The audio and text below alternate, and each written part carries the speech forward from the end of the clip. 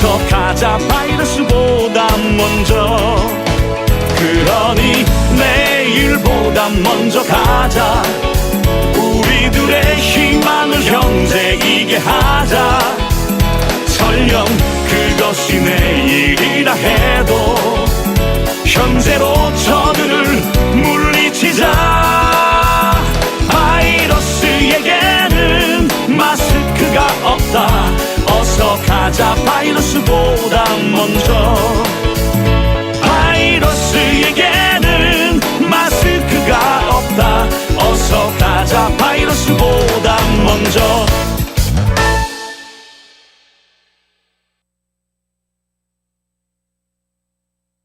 이제 우리의 새로운 도전은 경제에서의 민주주의입니다. 민주주의가 밥이고 밥이 민주주의가 되어야 합니다. 소득과 부의 극심한 불평등이 우리의 민주주의를 위협하고 있습니다.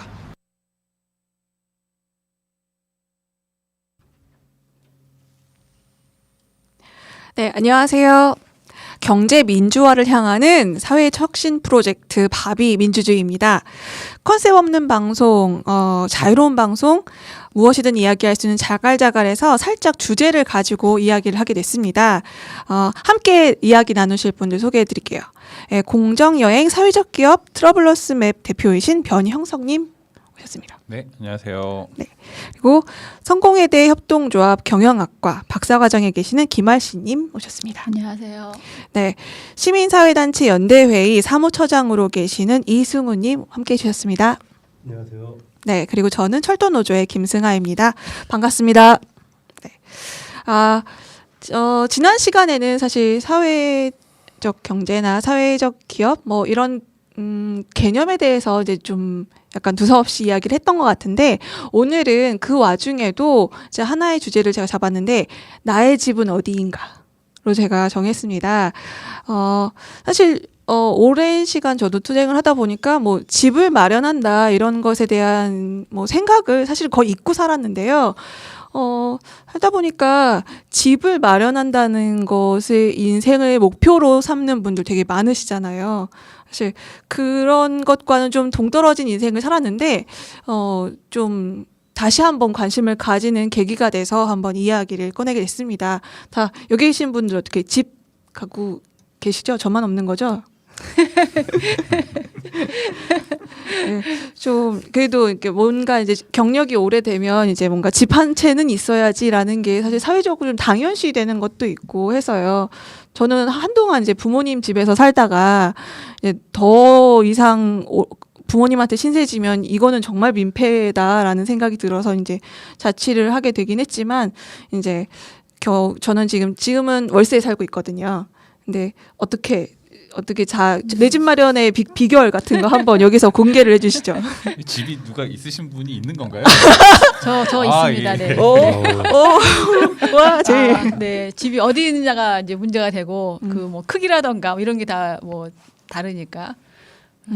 저는 결혼 6년 동안 결혼해서 6년 동안 반지하에 살다가 네, 그 이사를 할 때가 이제 더 이상 반지하에 못 살겠다, 이사를 해야겠다. 그리고 우리 애가 이제 친구 집 놀러 갈 때마다 우리도 아파트에 살자 뭐 이런 얘기를 계속하고, 그래서 이사를 막 하려고 하는데 어차피 전세로도 이제 그 반지하에서 지상으로 가려면은 돈이 많이 들고, 그렇죠. 뭐 그래서 이렇게 저렇게 알아보다가 싸게 살 수 있는 이제 집이 있어서, 그러니까는 싸게 살 수 있다고 하는 거는 뭐 그렇게 단지가 크지 않거나 작고 뭐 이제 이렇게 조건이 좋지 않은 뭐 그런 아파트였는데 그거를 이렇게 사게 됐죠.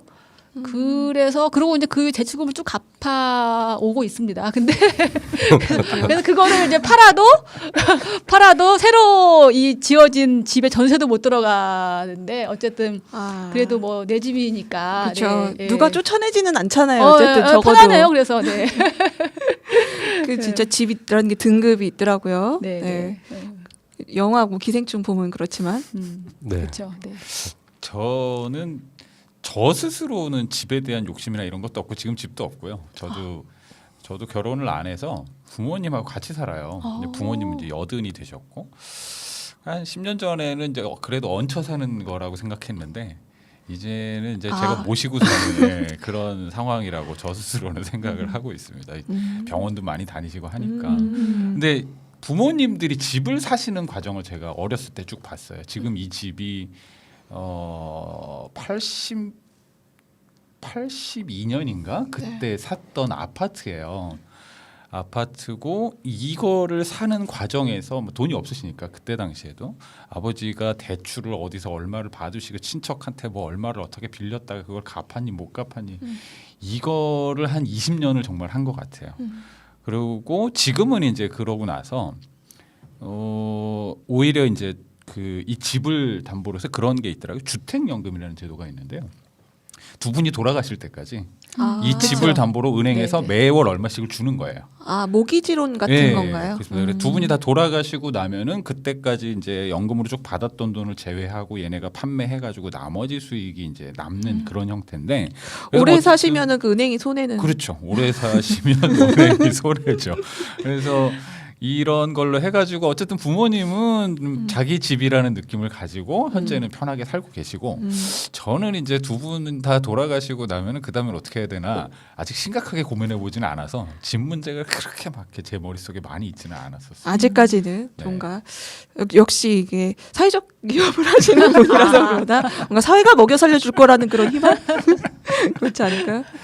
네. 그런 것까지는 없고요. 그런 것까지는 없는데 굳이 왜 집을 사야 되나라는 거에 대해서는 워낙 비주류 인생을 여태까지 살다 보니까 집을 굳이 사야 된다라는 그런 강박 같은 거는 별로 없는 것 같아요. 이승우님은 어떻게 밖에서 혼자 살아보신 적 있죠.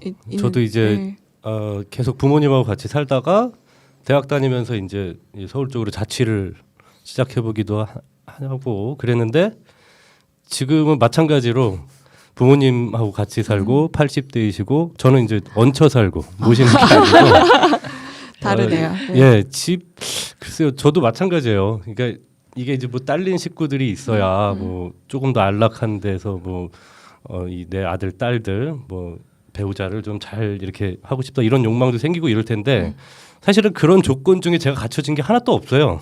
그래서 사실 욕망도 없는 것 같아요.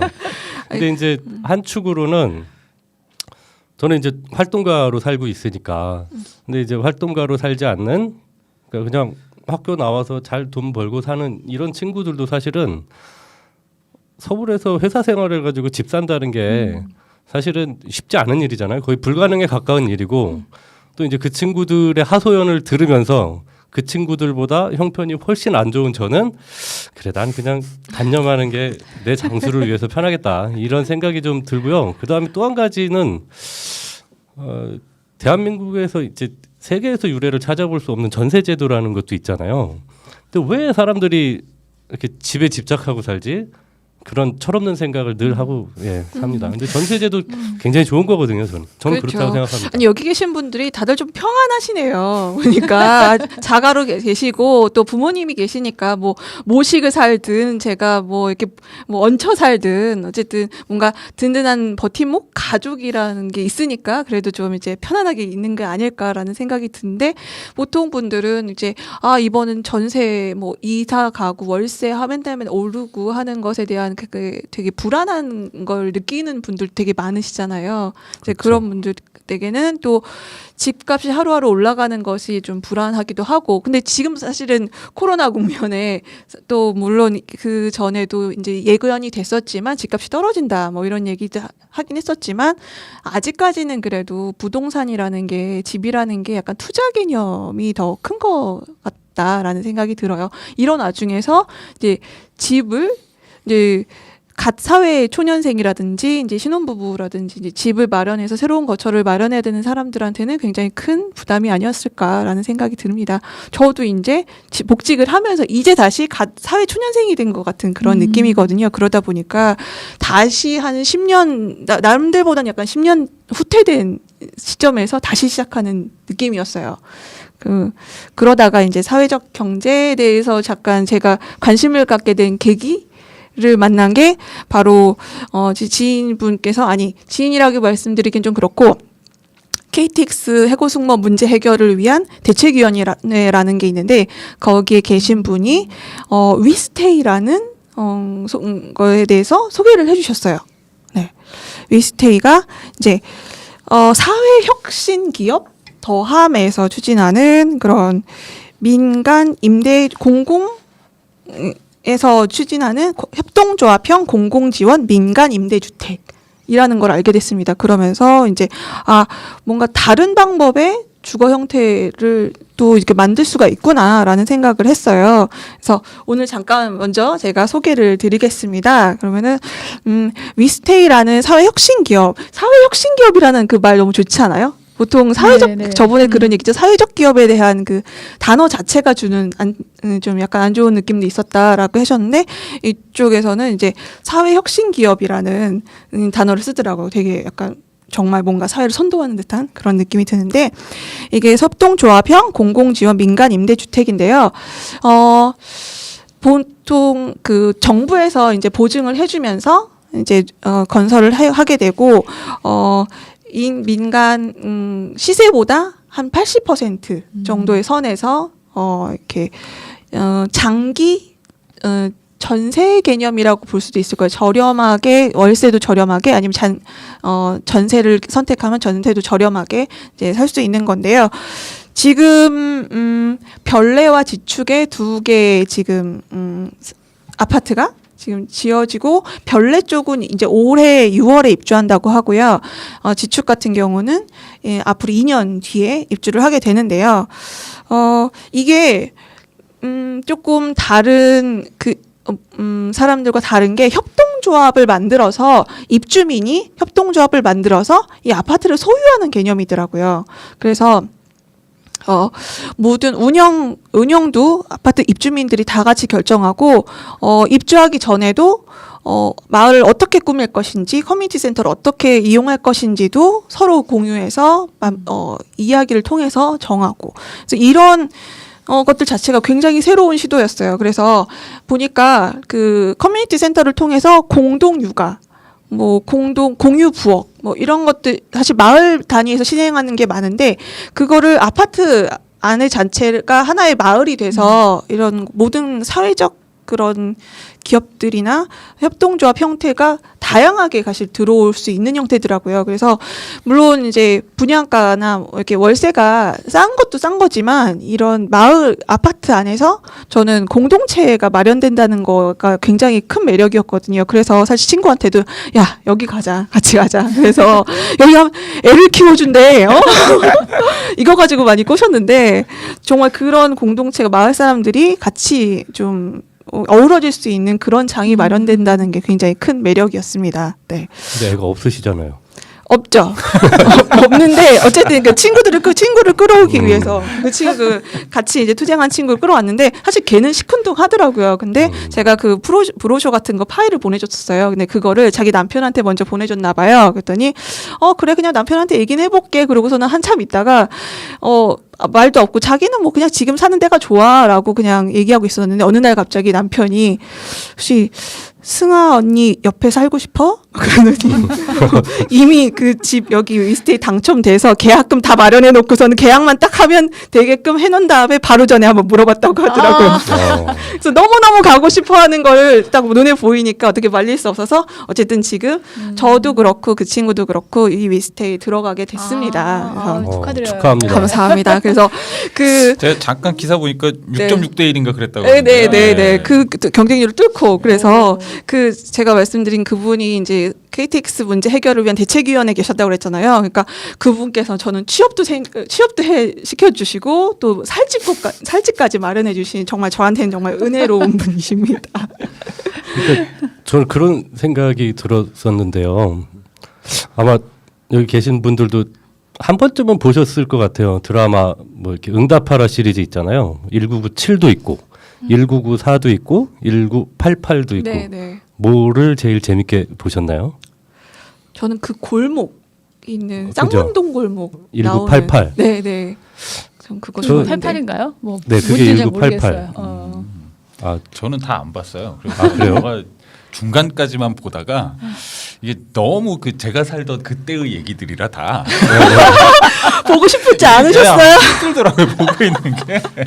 저는 제 세대를 보면 1994 여기 나오는 분들이 이제 친구들 같은 느낌이긴 했는데 1988을 굉장히 재밌게 봤던 것 같아요. 이게 왜 재밌지?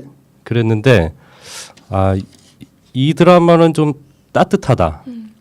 그런 느낌을 좀 받았거든요. 다른 드라마들은 그냥 개인에 좀 집중이 돼 있는 스토리라인인데 여기는 뭐 옆집에서 무슨 일이 있었대, 얘가 뭘 어떻게 했대 그랬는데 뭐 그 안에서 이제 갈등도 있지만 문제 해결을 좀 훈훈한 방식으로 좀 풀어내고 이게 일종의 이제 집들이 모여 있는데 있는 연대감 같은 걸 확인하면서 이거 왠지 따뜻하고 뭐 좀 그런데 근데 이제 아까 전에 말씀하신 내용들 그 아파트 협동조합 아파트가 어떻게 보면은 지금 2020년도에 1988과 같은 효과를 낼 수 있는 그런 형태의 새로운 그 주거 문화가 아닐까 하는 생각이 들었어요. 왜냐하면 예전에는 집들도 되게 다 다양하기도 하고 그리고 근데 제가 이제 저는 아파트에 한 번도 안 살아봤거든요. 여태까지. 그래서 어렸을 때는 제가 이제 뭐 한 초등학교 유치원 때 이제 아파트라는 게 이제 이 시 전체에 하나 있거나 뭐 이럴 때였어요. 근데 그 아파트 놀이터에서 놀다가 막 혼났죠. 아파트 안 살면 나가라고 그러고 오. 그래서 저도 아마 그랬었을 것 같아요. 저희 아버지한테 그때는 지금보다 아파트가 훨씬 더 비싸고 막 되게 고급 주택이었는데 제발 우리도 아파트 좀 가자. 나도 미끄럼틀 그네 이런 거 나 좀 타고 싶다 이런 마음이었는데 어떻게 보면 지금 40년 넘도록 그 한을 못 풀고 있는 상황인데요. 그러니까 자꾸 이 주거 형태가 사람들을 갈라놓고 막 경계를 만들고 요즘 막 그 뉴스 보면 그러잖아요. 20평대 애들 따로 놀고 30평대 애들 따로 놀고 뭐 공공주택 애들은 아예 끼워주지도 않고 제가 이제 저는 시민운동을 하면서도 이렇게 직접 분노하거나 막 화내거나 잘 이러지는 않는데 목동에 지나가는데 이제 공공주택 들어선다고 아주머님들이 이렇게 서명 받으면서 반대하는 공공주택 들어오면 못 사는 사람들 들어온다. 네네 뭐 그런 의미겠죠. 가격 떨어진다. 그러면. 그래서 제가 처음으로 길거리에서 모르는 사람한테 화를 낸 거예요. 자식들 보기 부끄럽지도 않냐고. 잘하셨네요. 이게 지금 와, 뭐 하는 짓이냐고. 역시 훌륭하시다. 시민운동 하시는데 아니요, 한 5분 있다 후회하긴 했어요. 내가 왜 그랬지? 모르는 사람한테 왜 굳이? 네, 그냥 근데 이제 자꾸 그렇게 옛날에는 집 이러면은 뭐 공동체고 뭐 일종의 문화고 뭐 이런 건데 그런 의미에서 다시 제가 하려고 했었던 얘기로 돌아가면은 그런 어떤 그런 시도들이 이 주거라고 하는 형태에서 일정 정도의 어떤 연대감들을 만들어내면서 서로의 문제 해결 서로 각자 공통된 문제를 좀 해결할 수 있는 원인도 좀 제공할 수 있고 그런 의미에서 굉장히 좋아 보인다 이런 생각이 좀 들어서요. 네, 맞습니다. 사실 저도 제일 기대되는 부분이 그런 거예요. 이게 사실 어찌 보면 약간 실험적인 시도인데요.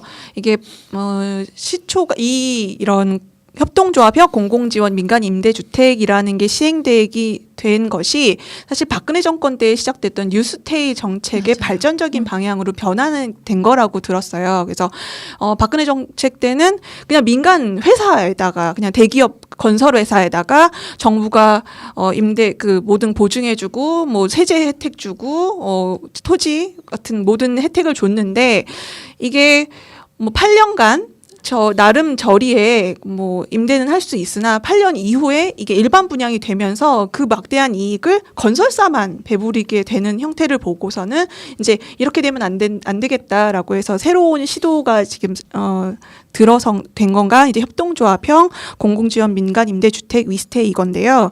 보니까 사실 구성원들 자체가 약간 지금 한 25%를 보면은 사회적 협동조합 설립하시는 공동체 설립 동의자분들 따로 모집했는데 이분들이 사회적 경제나 비영리 영역에 1년 이상 종사하셨던 거나 아니면 공동체 경험이 있으신 분들을 따로 한 25%를 모집을 했어요. 그리고 나머지의 특별 공급이라고 해서 청년, 고령자 그리고 신혼부부들을 모집을 한 게 이 부분들이 다 합쳐지면 한 절반 정도 되거든요. 그러다 보니까 뭔가 8년 뒤에 사실 이것도 어떻게 될지 모르지만 이제 뭐 그것조차도 이제 협동조합이라는 이 입주민들 자체가 결정할 수 있는 시스템을 만들어 놓음으로 인해서 그 이후에도 뭔가 그 수익을 건설사가 아닌 이제 뭐 마을에서 전체적으로 공동체를 위해서 그 지역 사회를 위해서 뭔가 쓸 수 있는 방법으로 이제 분배가 되지 않을까라는 기대를 하고 있습니다. 그래서 사실 이거가 저는 시험대가 오른다고 보고 이것이 잘 돼서 이것이 하나의 흐름이 된다면 앞으로도 좀 더 많은 사람들이 이제 이것을 누릴 수 있지 않을까라는 생각을 해요. 네. 이게 네, 말씀하세요. 네.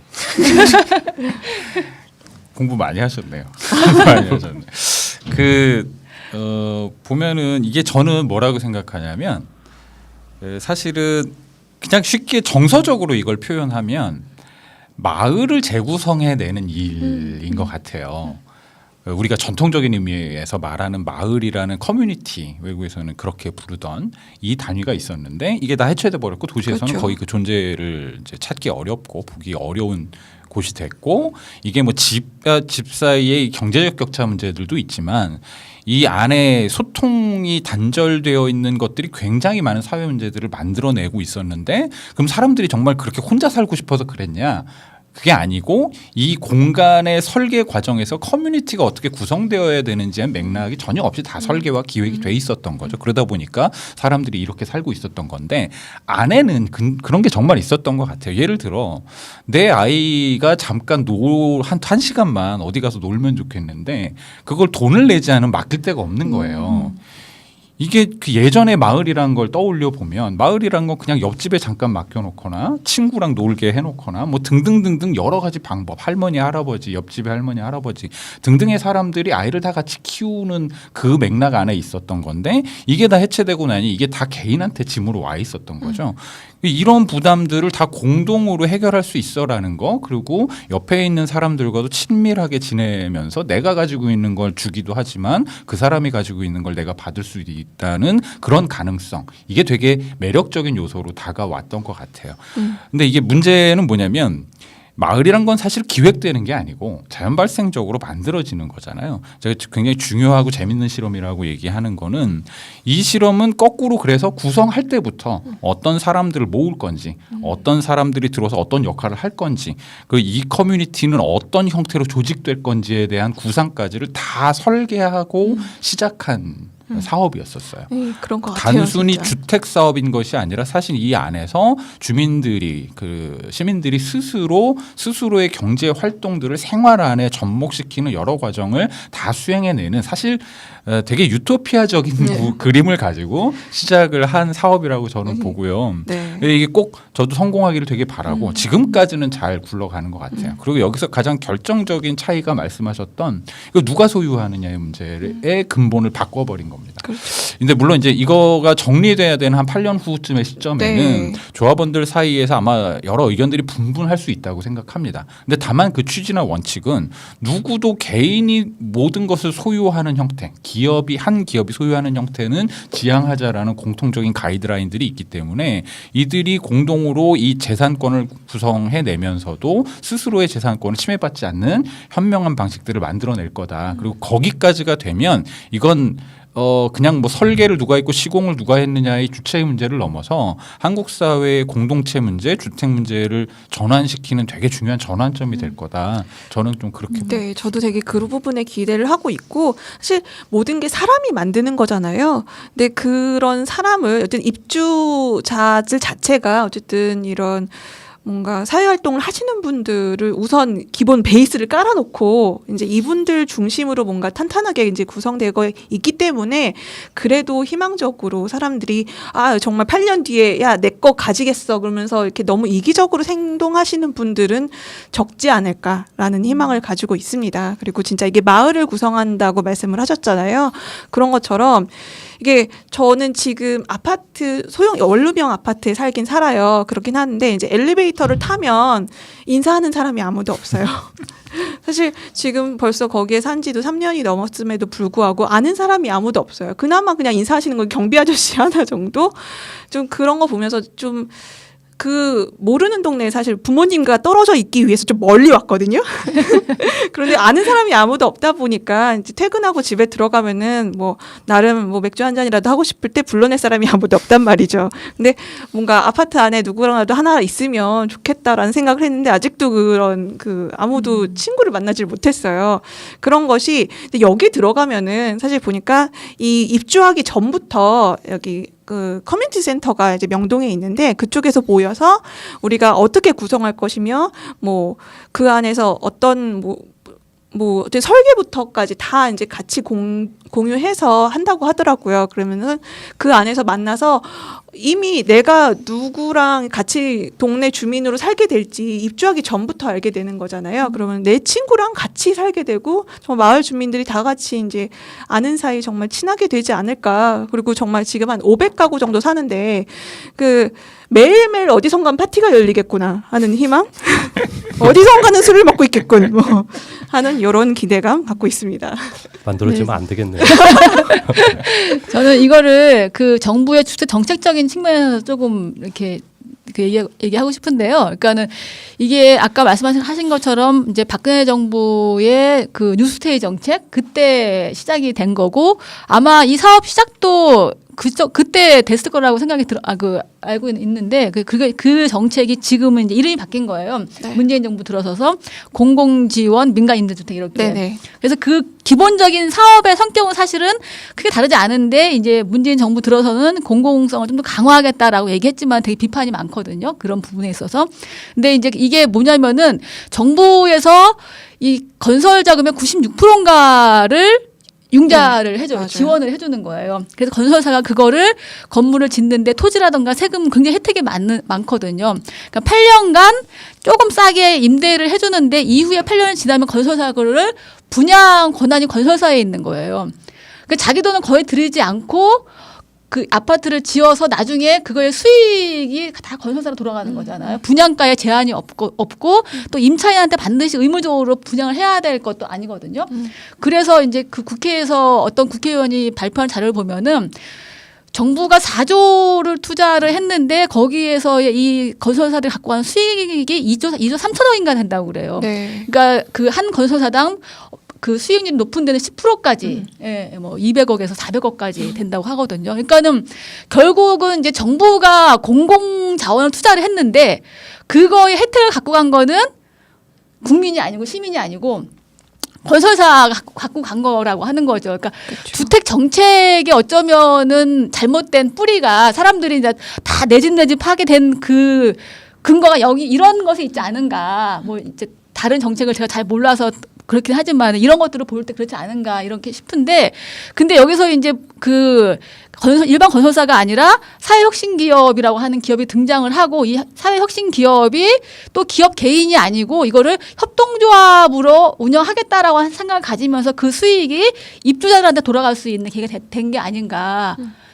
예, 이렇게 보게 되면은 똑같이 공공자원을 투자를 했을 때 그 효과가 어떻게 나타날 수 있는 것인가라고 하는 게 바로 이런 차이가 아닌가. 일반 이제 그 민간 기업들이 이걸 공공 정책을 수행했을 때와 그렇지 않고 그러니까 협동조합이 공공 정책에 참여했을 때 이 수익이 누구한테 돌아가는 것인가. 이 차이가 바로 이 위스테이 통해 나타난 게 아닌가 이런 생각이 들어서 네. 좀 더 많이 이제 물론 이게 이제 처음 되는 거고 2개의 그 단지잖아요. 그 별내하고 지축하고 이거 외에도 좀 많이 생겨야 되지 않은가 이런 생각이 들고 정부에서 충분하게 이렇게 정말 주택 같은 것들 계속 정책을 아무리 펴도 문제가 많은데 그 주택 정책의 핵심을 어떻게 갖고 갈 것인가가 바로 여기에서 드러나지 않는가 이런 생각이 들거든요. 네. 네.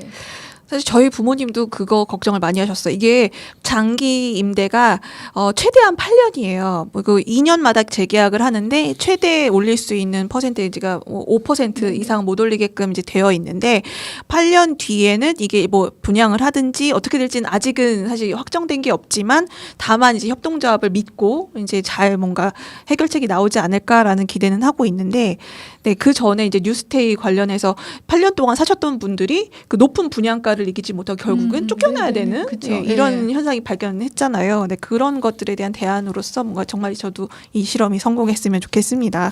근데 이 이것뿐만이 사실 아니잖아요. 이거 사회주택 정책이죠. 큰 틀에서 보자면 박근혜 정부에서 뭐 취지를 그렇게 반영을 하려고 했던 아이들은 그런 것과 무관하게 맥락은 사실은 사회주택, 공공임대주택까지를 포함해서 사회주택을 넓혀야 된다라는 거에 대한 사회적 공감대는 있고 그런 정책으로 이제 이것도 만들긴 한 거예요. 그러니까 그때도 시중가 80% 이내로 네네. 하고 8년 동안 막 1, 2년마다 하지 말고 8년은 보장해 줘라라는 제도 자체는 저는 이제 그 단계에서 해볼 수 있는 좋은 제도였다고 생각하는데 우리 불법은 부지런하다고 악마는 디테일에 있다는 이런 것들을 다 적용시켜서 보면 그렇죠. 건설사들이 뭐 그런 데인가요? 어디? 그렇죠. 여태까지 수많은 시간 동안을 그 각종의 개발 기회와 이런 것들을 다 자기 것으로 전유해 왔던 조직인데 이 허점이 왜 없겠어요? 근데 이거 보면은 96%의 융자를 해주는 이런 나라가 다 대주는 거죠. 예, 그냥 네네. 다 주는 거죠. 그렇죠. 네, 네. 다 대주고 4%만 내면은 근데 이제 사람들이 이렇게 생각했던 게 좀 있었어요. 그러니까 이 정책 하시는 분들이 8년을 팔지 못하는데 그러면 기업들도 돈 벌려는 기업들이 많이 오지 않을까? 안 오지 않을까?라고 했지만 기대 수익률이 8년 뒤에라도 뭐 100%까지 아까 말씀하신 대로 날 수 있는 거고 실제로는 기간이 지나면 여기 그냥 내재돼 있는 거지 이게 없어지는 게 아니었던 그렇죠. 거죠. 그걸 이제 알아챈 거예요. 그러고 내가 비용을 드릴 건 없어. 이러고 나니까 이걸 또 전취해버린 거죠, 자기들이. 그렇죠. 근데 실제 큰 맥락에서는 저는 이제 이런 종류의 시도들이 계속 좀 확장되어야 된다고 보는데요. 다만 그런 이제 기업들이 이걸 자기 영리 목적으로 활용하는 걸 좀 제한하면서도 주택을 계속 주택 공급량을 늘려야 되는데 LH 같은 데가 LH나 뭐 SH나 이런 데가 공공 형태로 이걸 공급하는 거에 사실은 한계가 매우 커요. 그리고 그것을 모두가 공공이 관리하고 있다는 것 자체도 공공하기엔 굉장히 부담이고 그럼 민간이 이걸 운영하도록 하는 방안을 계속해서 찾아내야 되는데 유럽은 이미 그렇게 하고 있어요. 그러니까 사회주택의 운영 주체를 민간의 시민사회 조직이나 아니면 사회적 경제 조직, 사회적 기업들이 운영을 하도록 합니다. 그러면 이 조직 자체가 가지고 있는 비영리성, 공익성들 때문에 이걸 이제 다른 뭐 분양사들처럼 이렇게 하지 않는 거죠. 그러니까 외국에 보면은 임대를 한 30년 그러니까 이거를 그 마스터리스 이렇게 표현하잖아요. 전권을 다 주고 30년을 주는 거예요. 근데 뭐 아파트 30년 지나면 어차피 건물가 의미가 없기 때문에 30년을 줬다는 건 30년 동안 그냥 다 너네가 알아서 해 이런 권한을 줍니다. 그래서 이 양동수 대표가 네. 이런 아이디어를 우리가 막 얘기하기 시작했던 시점쯤이 뭐냐면 영국에 갔을 때 갔더니 그냥 단지 전체 이것도 이 세대들도 크긴 하지만 단지 전체가 그냥 그 민간이 임대를 해주는 그러니까 사회적 경제 주체가 받고 관리 운영하면서 하는 그런 단지였던 거예요.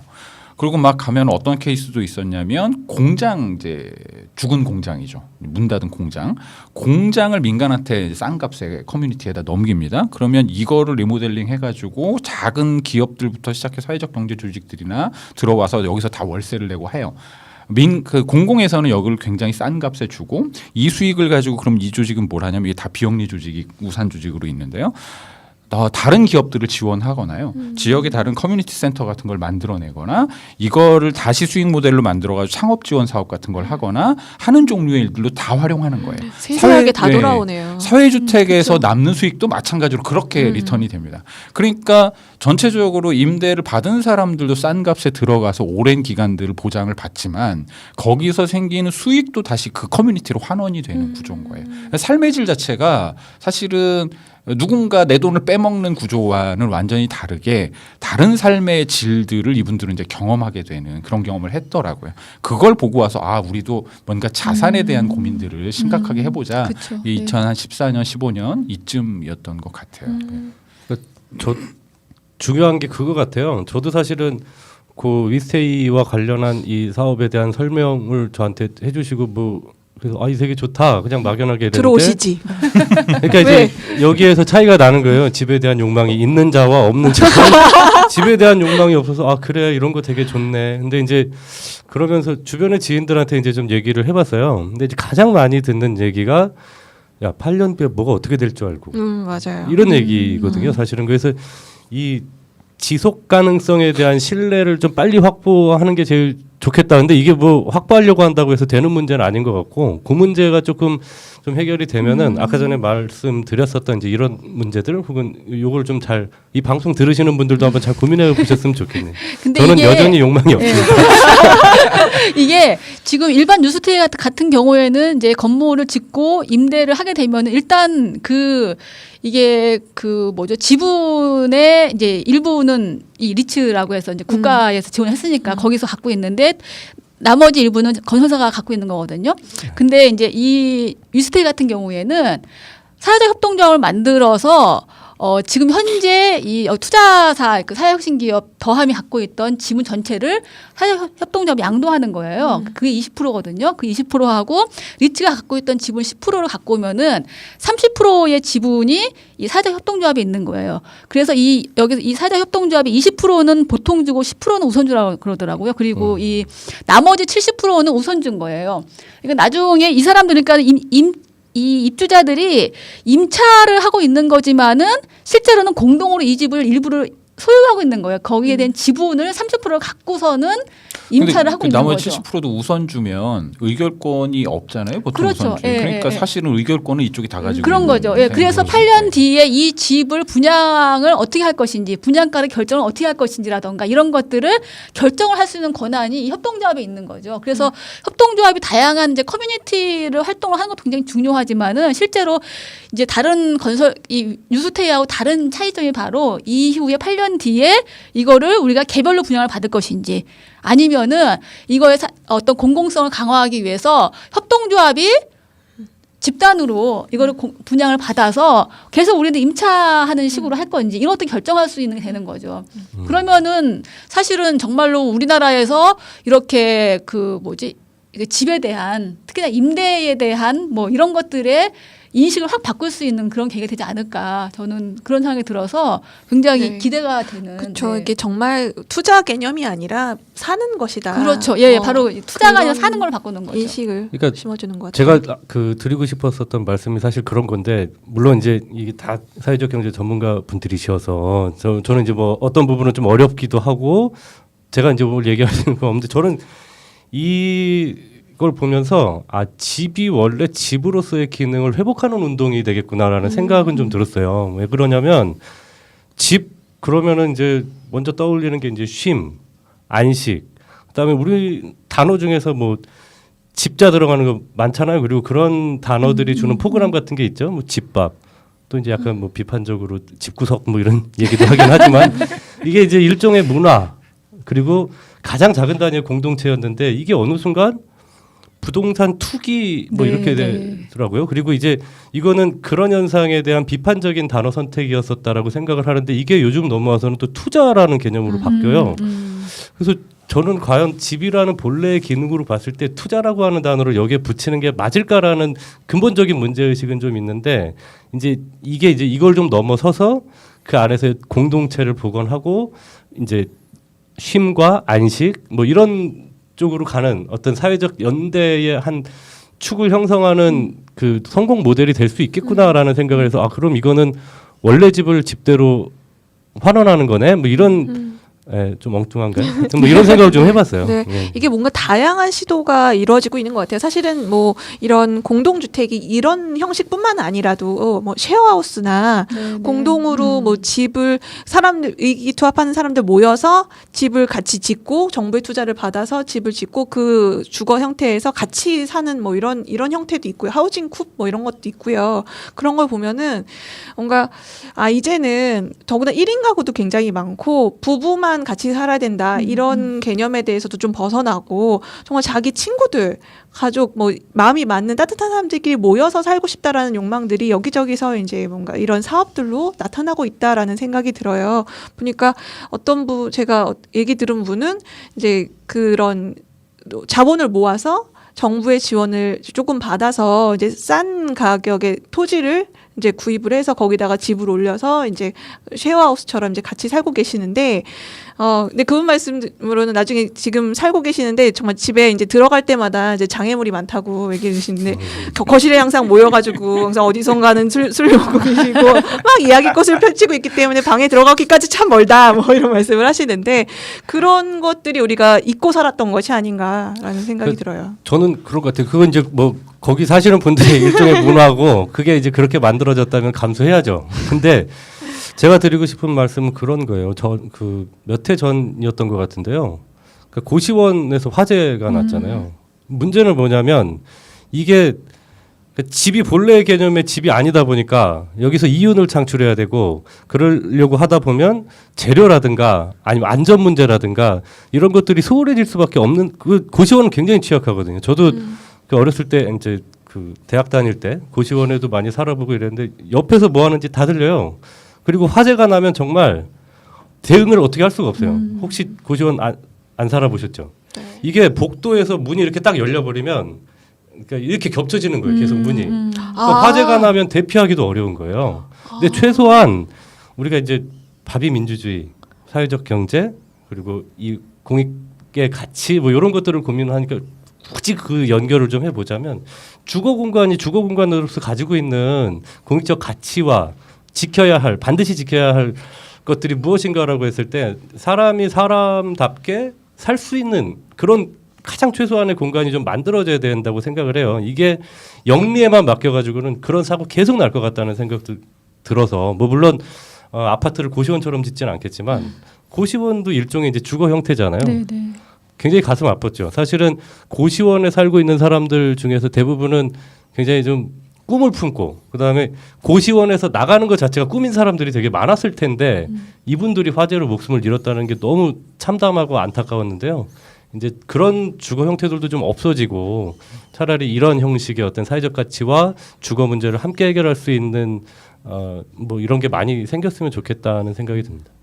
뭐 말씀하신 뭐 문제 의식이야 뭐 다 100% 공감하고 제가 처음에 이제 저희 아버지 어머니가 집을 사시게 된 과정에서 잠깐 얘기를 드렸었는데 그 집을 그 사기 전까지 제가 그러니까 13살인가 뭐 14살인가 그랬어요. 그 전까지 우리 집이 이사를 몇 번 다녔냐면 14번인가 15번인가를 다녔어요. 1년에 2번씩 간 적도 있고요. 집 때문에 예, 이사를 그렇죠. 다니신 거예요? 예, 집이 뭐 문제가 있거나 누가 나가라고 하거나 계약을 1년밖에 안 해주거나 뭐 월세를 올리거나 뭐 전세를 올려달라거나 이런 각종 문제들이 막 생기면서 14번 15번 했는데 이게 저희 세대가 그때 그랬던 게 특별한 일이 아니었어요. 굉장히 많은 사람들이 20번 다녔어요. 네, 그러니까 그러고 돌아다녔거든요.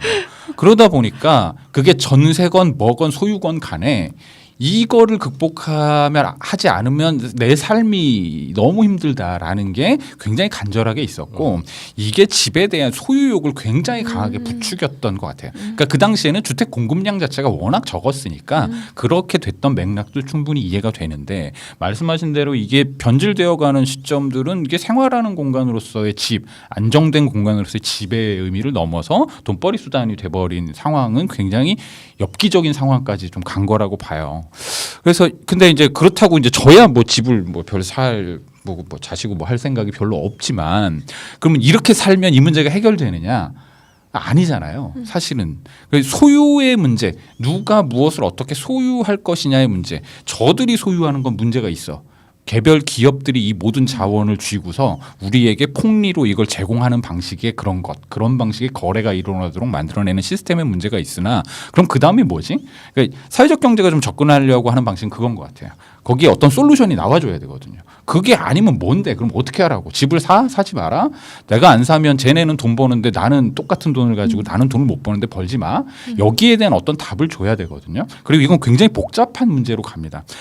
세상에 돈을 벌고 싶지 않은 사람은 없을 거예요. 그거는 그냥 생활이나 생존의 문제만이 아니라 내재된 자기 욕구나 욕망들이 있고 그것을 해소할 수 있는 방법들이 돈 말고는 없는 것들이 너무 많거든요. 돈을 벌어야 된다면 위스테이도 그렇죠. 들어갔지만 이분들 생각하시는 거엔 당연하게도 이렇게 했을 때 우리가 공동으로 소유했을 때 그러면 내가 뭐 10년 뒤에 나가. 그러면 상승한 이 집값만큼의 것을 나는 돌려받을 수 있을 거야라는 기대를 당연히 다 가지고 있을 겁니다. 모든 사람들은 집값이 10%가 뭐 10년 동안 10%가 아니죠. 요즘 거의 2배씩 올라가니까 2배가 상승했다면 그것에 대한 혜택을 받기도 원해요. 그리고 저는 그것도 적절히 분배할 수 있는 방안들을 만들어내야 된다고 봅니다. 공동이 소유해서 누구 마음대로 무엇을 할 수는 없지만 거기서 생긴 공동의 이익도 공동이 합리적인 기준에 의해서 배분할 수 있는 것까지를 만들어내는 거. 이게 됐을 때 진짜로 저 누군가에 의해서 소유되고 독점되는 것이 아닌 공동이 소유하는 형태의 주택에 대한 다른 개념이 만들어질 거다라는 점에서 저는 이제 이게 이제 그 솔루션 중에 하나라고 좀 보여져서요. 네. 이런 걸 입증해내고 만들어내는 거 공동으로 같이 노력하고 막 해서 이게 정말 중요한 일이지 않을까 생각이 듭니다. 네, 어디에 사는가가 그 사람의 삶을 결정한다라는 걸 다시 한번 깨닫게 되는 것 같아요. 고시원은 정말 그런 열악한 상황에 있으면서 인생도 같이 사실 좀 고달퍼지는 거고요. 마을 커뮤니티가 이렇게 잘 형성이 되면 그만큼 내 삶이 풍요로워지는 거고, 뭐 아이를 기르거나 뭐 활동을 함에도 뭔가 정말 새로운 다른 인생이 펼쳐질 거라고 생각을 해요. 제가 그 집을 나왔다고 말씀드렸잖아요. 그래서 집을 나오면서 내가 감당할 수 있는 월세 정도를 가지고 집을 구했을 때 이게 얼마 뭐 10만 원 이 차이로 정말 한 천당과 뭐 지옥을 왔다 갔다 한다고 말씀드릴 수 있을 정도로 너무 열악한 데는 너무 열악하고요. 이거 정말 사람 좋은 거 다 알잖아요. 좋은 게 얼마나 좋은지. 나도 이걸 선택하고 싶은데 그걸 선택하기까지가 돈이 얼마나 필요한지, 나의 삶의 내 수준이 어느 정도인지 정말 처절하게 느낄 수 있었던 그런 경험이었어요. 그런 게 부동산을 집을 구하면서 그러면서 이런 정말 새로운 주택 사업 뭐 이런 시도들이 우리 삶에 굉장히 큰 영향을 미칠 수 있겠구나라는 생각을 다시 한번 네. 설명해 주시니까 너무 깨닫게 되는 것 같아요. 네.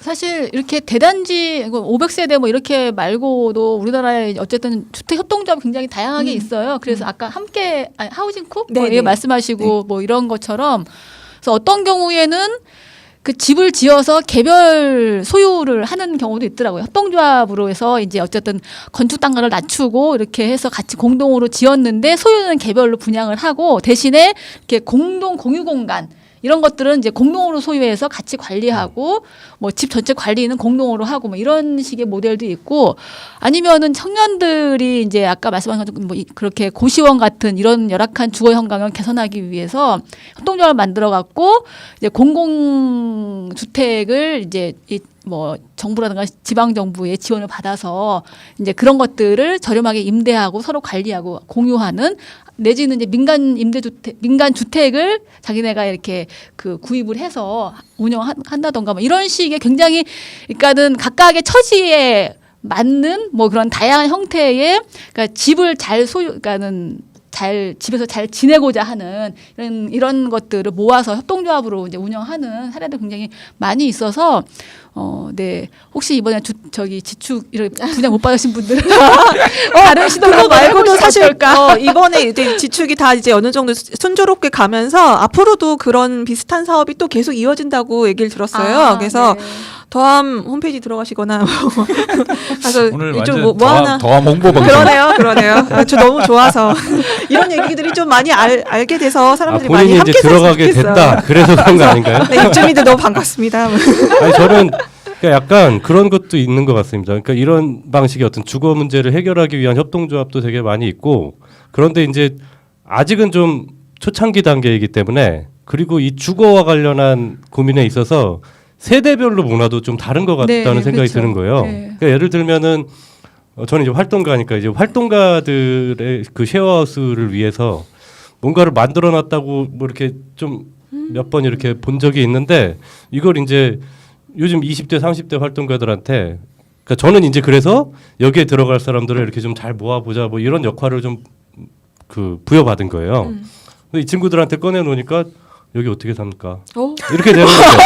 그러니까 예를 들면 고시원에서의 그 위험과 불편함을 감수할 수 있었던 20대의 저와 그다음에 지금 20대 30대들은 또 다르다라는 거예요. 그러니까 예를 들면 이런 고민을 하고 있는 협동조합의 주체들이 이제 풀어야 될 문제이기도 하다라는 생각은 좀 네, 드는데 네. 뭐 물론 그러니까 그 하우스 쉐어라고 하는 새로운 개념들이 이제 안착시키는 과정도 굉장히 중요하겠지만 이게 이제 세대별로 공감될 수 있는 정말 살만한 집을 이분들에게 좀 제공해야 한다라는 경쟁력도 좀 있어야 될 것 같다. 뭐 이런 생각도 좀 듭니다. 중요한 말씀이신 저번 주에 얘기한 거나 마찬가지인데 사회적 기업이 정말 좋은 일 하는데 제품이 형편없어. 그럼 언제까지 사줄 수는 없는 거잖아요. 그렇죠. 네. 예, 예. 그런 것도.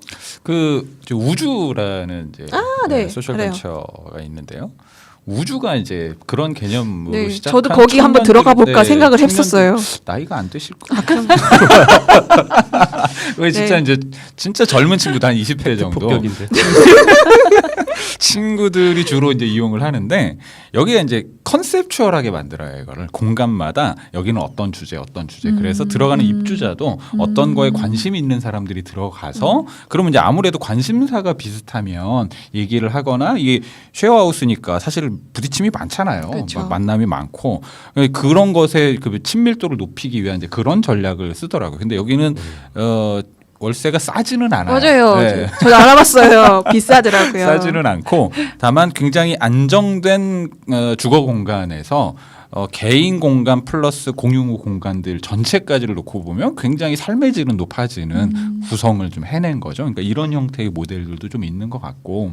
근데 이게 그렇게 한들 저렇게 한들 저는 사실은 별내나 잠깐 별내랑 지축. 어디요? 지축에 별내나 지축이나 되게 좋은 기획이고 저 마음속으로 굉장히 지지하지만 저는 별로 선뜻 안 내키는 거예요. 왜 왜냐하면 그러셨어요? 저는 성향이 좀 뭐라 그럴까요? 좀 은둔형 외톨이 같은 캐릭터가 있어요. 느슨한 공동체를 네. 강조하더라고요. 홈페이지 맞아요. 들어가면. 맞아요. 그러니까 이게 들어가면 그럼에도 아무리 불구하고. 그래도 나의 사생활들이 다 노출될 수밖에 없는 상황이거든요. 여기 그렇죠. 어떤 의미에서 굉장히 과하게 상호 커뮤니티성을 강조하는 곳이기 때문에 예를 들어 내가 친구 하나를 우리 집에 데리고 갔는데 이 상황을 야, 내가 너네 집에 누구 오셨던데? 그래서 무슨 일 있나? 그러니까요. 저 둘은 뭐지? 전에는 안 그랬는데 사귀나? 뭐 이런 거 있잖아요. 뭔가 그 그런 집에 여자가 느낌이- 들어가던데? 그러니까요. 연상이 되면서 되게 불편하다는 느낌이 저한테는 좀 있어요. 사람마다도 되게 다를 거고 그렇죠. 세대마다도 네. 그걸 받아들이는 정서가 되게 다를 거라서 그런 부분에 대한 여러 가지 이제 고민들이 좀 복합적으로 돼야 되는 것 같아요. 이렇게 모든 게 막 지금 단계에서 저는 장기적으로는 이 마을과 같은 커뮤니티 안정성을 회복해야 된다고 생각하지만 단기적으로는 이런 이제 좀 컨셉추얼한 청년들 느낌의 이런 것들도 좀 있고 그다음에는 정말 이제 마을 공동체 같은 것들이 복원되는 그런 느낌의 것들도 있고 이런 다양한 시도들이 좀 있어야 될 것 같고 그런 시도들이 많이 이루어지고 있다 나름대로 보면은 그런 생각이 듭니다. 네.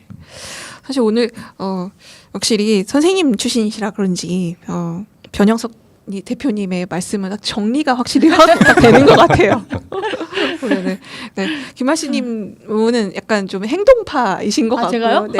또 아까도 뭐 20번을 뭐 이렇게 이사도 다니시고 또 뭔가 저번에 말씀하셨지만 뭐 한 발짝 살짝 한 발짝 디뎠을 뿐인데 이사장 하시고 막 있잖아요. 네.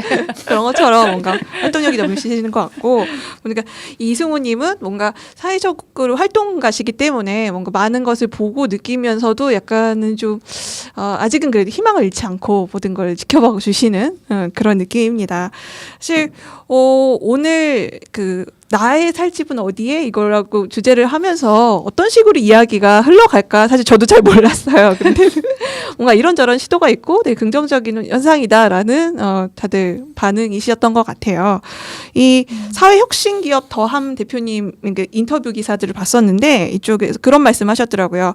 사회적 경제 시스템 같은 이런 변화들이 돌이킬 수 없는 흐름으로 만들어져서 굳어졌으면 한다. 그래서 저희 이제 바비 민주주의 이런 거 우리 프로그램도 이런 그런 변화를 만들고 흐름을 만들고 굳어지게 만드는데 조금이나마 도움을 될 수 있는 역할을 했으면 좋겠습니다. 네. 제가 끝나시는 것 같은데 한 마디만 더 붙이고 싶은 말이 말씀하세요. 떠올라가지고 네. 뭐냐면은 저는 가끔씩 뭐 협동조합이라든가 뭐 사회적 기업 같은 사회적 경제에 설명을 해달라고 할 때 제가 하는 말 중에 하나가 있는데 뭐 오늘 주제하고 우리의 이 주제가 맞을 수 있을 것 같아갖고 저는 그렇게 얘기를 해요. 그러니까 어떻게 보면, 그러니까 우리가 이제 이 국가의 세금을 내고 이렇게 살고 있지만 국가의 정책이 우리가 다 지지하는 것도 아니고 또 반대하는 것도 있고 막 그렇잖아요. 불편한 것도 있고 하니까. 근데 사실은 이제 그거에 대해서 시민사회단체라든가 이런 데서 굉장히 많은 다양한 정책 제안도 하고 이렇게 하는데 사회적 경제는 그런 거를 현실화시킬 수 있는 것이다라고 저는 생각을 하거든요. 그러니까는 사실 굉장히 많은 주택 정책에 대해서 비판을 할 수 있고 다양한 정책을 제시할 수 있지만은 정부가 그것을 수용하지 않으면은 사실은 굉장히 여러 가지 정책들이 검증되지도 못하고 다 묻히고 그럴 수 있는데 어쨌든 사회적 경제가 할 수 있는 일 이런 것들은 바로 이렇게 이제 그 더함이 한 것처럼 그러한 실제로 이제 똑같은 정책을 다른 식으로 해석하고 실행을 함으로써 다른 모델을 제시할 수 있는 이런 것들이 바로 사회적 경제가 아닌가 저는 이렇게 생각을 하고 이제 정부에서 이제 이런 것들을 좀 보고 그 적극적으로 정책에 반영했으면 좋겠다라는 생각이 듭니다. 네. 저도 네. 마지막으로 안 그래도 왜 그러냐면 아까 전에 이사 이렇게 여러 번 하셨다고 말씀을 네. 하셨는데 저는 이삿짐을 싸고 뭐 이렇게 하는 건 재밌었어요. 근데 문제는 뭐냐면 이사를 아니 꽤 많이 다녔어요. 저희 어머님하고 이제 시골에서 올라오셔가지고. 예약값 근데 들고 우리는 다 해봤어요. 네, 문제는 뭐냐면 이사를 다니면은 그 집주인이 누구냐에 따라서 사실은 상당히 이 삶에서 그렇죠. 느끼는 고통이 그렇죠. 달라집니다. 근데 이제 어린 저의 입장에서는 집주인 아들, 집주인의 자식이 그런 거잖아요. 뭐 마저도 말도 못하고 괜히. 근데 사실은 이런 현실이 아직까지 오고 있다라는 생각이 좀 드는 거예요. 주거 형태에 따라서 주거 형태가 계급을 나누는 기준으로 작동하는 세상은 좀 빨리 끝냈으면 좋겠다. 제가 활동가에서 너무 또 끝까지 이렇게 가는지 모르겠지만 어찌 됐건 저는 우리가 그걸 좀 목표로 했으면 좋겠다라는 생각이 듭니다. 네. 혹시 끝으로 더 못하신 말씀? 그래서 그 욕망의 구조를 끊으려면 그 대안적 소유의 모델들을 만들어내는 게 되게 중요할 수밖에 없고요. 그것과 경쟁해야죠. 이것의 도덕적 우위와 경제적 타당성과 저들이 만들어 놓은 세상의 경제적 타당성이나 도덕성을 놓고서 경쟁해 봤을 때 그 경쟁에서 이기는 싸움으로 이제 가야 된다. 그러기 위한 이제 시발점 정도에 있다고 보고요. 근데 이거 하다 보면요.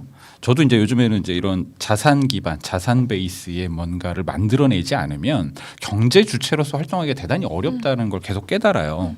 그럼 이제 근데 이제 쭉 가다 보면요, 결국은 어디로 가냐면요, 다시 자산을 만들어야 된다. 처음에는 상품이나 서비스를 만들어야 된다로 갔다가 자산을 만들어야 된다까지는 갔어요. 결국은 또 다시 무슨 싸움이냐면요, 자본의 싸움이에요. 돈입니다. 무언가를 올리고 사고 거기에 기반과 거점을 만들려면 돈인데요. 이 돈 문제는 여전히 해결이 안 돼요. 정부가 지원하거나 정부가 정책적 수단을 만들어내지 않으면 해결이 안 됩니다. 그래서 저의 고민은 사실 이제 더함도 이제 그 단계까지로 이미 가 계신데요. 당연하게도 이 돈 무언가를 만들어내고 자산을 조성하려고 할 때 그게 주택이든 뭐 오피스든 등등을 만들어내려고 할 때 그 돈을 어떤 방식으로 어떻게 조달하느냐, 특히 그걸 우리 스스로 어떻게 해내느냐가 지금의 이제 더 큰 고민으로 사회적 경제 영역 안에서는 좀 있고요. 이런 것들을 조성해가는 역할과 힘들을 이런 방향성에 공감하시는 분들이 좀 함께 의지를 좀 모아낼 때 큰 싸움을 한번 해볼 수 있다. 저는 그렇게 생각을 합니다. 네, 저희가 오늘 이렇게 이야기 나눠본 것 자체가 뭔가 이제 사회적 가치와 경제적 가치가 따로 놀지 않는다라는 이런 메시지를 자꾸 사람들한테 인식시켜주는 그런 방법이 아닐까 생각을 합니다. 네, 다음 주에 다시 한번 우리 또 떠들어 보도록 하겠습니다. 네, 자갈자갈 이야기 나누는 시간 다음 주에 만나 뵙겠습니다. 감사합니다. 네, 감사합니다. 감사합니다.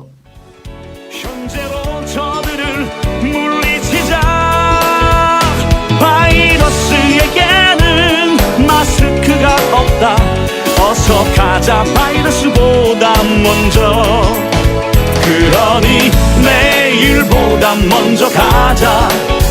우리들의 희망을 형제이게 하자. 설령 그것이 내일이라 해도 현재로 저들을 물리치자. 바이러스에게는 마스크가 없다. 어서 가자 바이러스보다 먼저.